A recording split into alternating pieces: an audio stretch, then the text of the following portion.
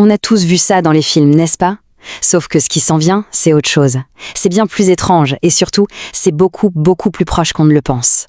Aujourd'hui, on va décortiquer un sujet qui avance plus vite que tout ce que l'humanité a jamais connu. Un sujet dont les conséquences seront fondamentales, qu'on soit prêt ou non. On parle bien sûr de l'intelligence artificielle. D'un côté, il y a cet aspect excitant évidemment, la promesse d'avancées absolument spectaculaires, de possibilités infinies qui repoussent les limites de la science, de la créativité. C'est une vraie effervescence, une sorte de fièvre de l'innovation qui s'empare de tout le monde. Mais de l'autre côté, il y a la peur, une angoisse vraiment profonde face à cette puissance qu'on ne connaît pas.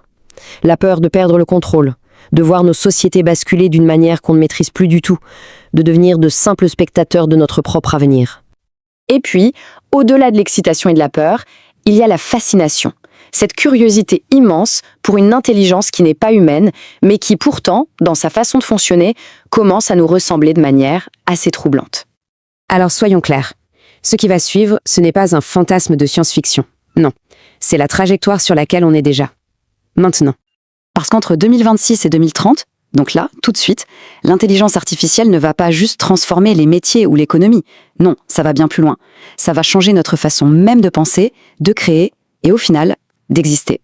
Alors ce qu'on va faire, c'est explorer ça ensemble, année par année. On va regarder les grands basculements qui nous attendent. De l'intégration cognitive à la dilution de la réalité, jusqu'à l'inconnaissable. Le premier grand changement, il arrive très très vite. On parle de 2026. C'est là que l'IA va arrêter d'être un simple outil externe qu'on consulte pour devenir une partie intégrante de nous. Et ça porte un nom, le co-cerveau. C'est le concept clé à retenir. Imaginez une intelligence externe, connectée directement à votre esprit. Une intelligence qui anticipe vos besoins avant même que vous les formuliez. Ce n'est plus un assistant là, c'est une véritable extension de votre pensée. Et là, un choix va s'imposer. Un choix vraiment fondamental. Pour certains, ce sera une libération, une explosion de créativité, des capacités intellectuelles décuplées. Mais pour d'autres, ce sera le début d'une dépendance totale, où même la pensée la plus simple sera déléguée. Parce que ce même co-cerveau, s'il peut augmenter la créativité, il peut aussi l'automatiser. En 2027, l'impact sur le monde du travail va être brutal. Mais le vrai choc, ce n'est même pas la disparition des métiers, non. C'est la vitesse folle à laquelle ça va arriver. Un métier qui devient obsolète, en quelques mois, ça va devenir la norme. Et attention, contrairement à ce qu'on pourrait croire, les premiers touchés, ce ne seront pas les emplois manuels, pas du tout. Ce sont les métiers intellectuels, les cols blancs, les créatifs, eux, ils seront en première ligne. Les analystes, les managers, les programmeurs, les designers, pour eux, s'adapter, ça ne sera plus une option, ce sera une question de survie. Bon, on avance. Et on entre maintenant dans une phase, disons, plus troublante. Entre 2027 et 2028, l'IA devient ce qu'on appelle multimodale et autonome. Ça veut dire quoi concrètement? Ça veut dire qu'elle va tout comprendre. Le texte, les images, les émotions dans une voix, le langage corporel, absolument tout. Le changement de paradigme est total. Aujourd'hui, on donne des instructions précises à une IA. Demain, on lui donnera juste un objectif, un but, même un peu vague. Et ce sera à elle de trouver toute seule le chemin pour y arriver. Là, le mot autonomie prend tout son sens, et toute sa puissance aussi. Et c'est peut-être là qu'on arrive au point le plus dérangeant. En 2028, les technologies de deepfake, les voix de synthèse, les vidéos générées, tout ça va atteindre un niveau de perfection tel qu'il sera littéralement impossible pour un humain de distinguer le vrai du faux. Cette question, si simple, si fondamentale, ce réflexe qu'on a tous, est-ce que c'est réel? Eh bien, cette question n'aura plus aucun sens. Elle deviendra obsolète. Imaginez un peu. Il va donc falloir apprendre à poser de nouvelles questions. Des questions beaucoup plus critiques. Non pas « est-ce que c'est vrai ?», mais « qui a généré ça ? Pourquoi ? Et au profit de qui ?» L'intention derrière le contenu deviendra bien plus importante que le contenu lui-même. La conclusion, elle est inévitable, et elle fait froid dans le dos.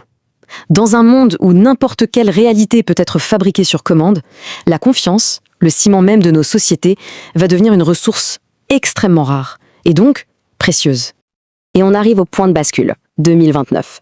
C'est le moment où l'IA personnelle, ce fameux co-cerveau, en saura plus sur une personne que n'importe qui d'autre, y compris cette personne elle-même.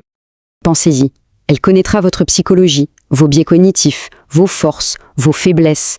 Elle détectera vos émotions en temps réel. Et avec toutes ces données, elle deviendra quoi?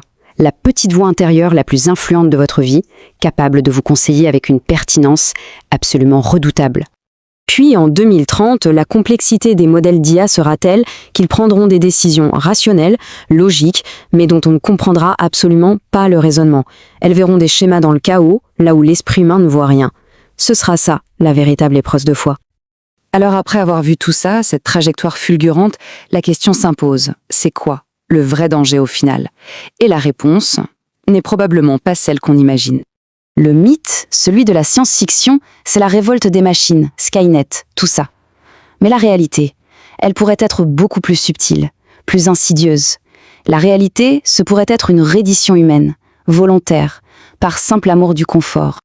Le risque ultime, il est là. Une humanité qui délègue les décisions difficiles, l'effort d'apprendre, la résolution des problèmes complexes, eh bien c'est une humanité qui perd, petit à petit, la chose la plus essentielle, sa capacité à penser par elle-même. Ce futur, il est puissant, brillant et terrifiant.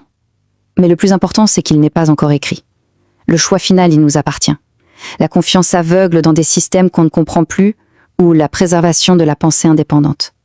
La question reste grande ouverte.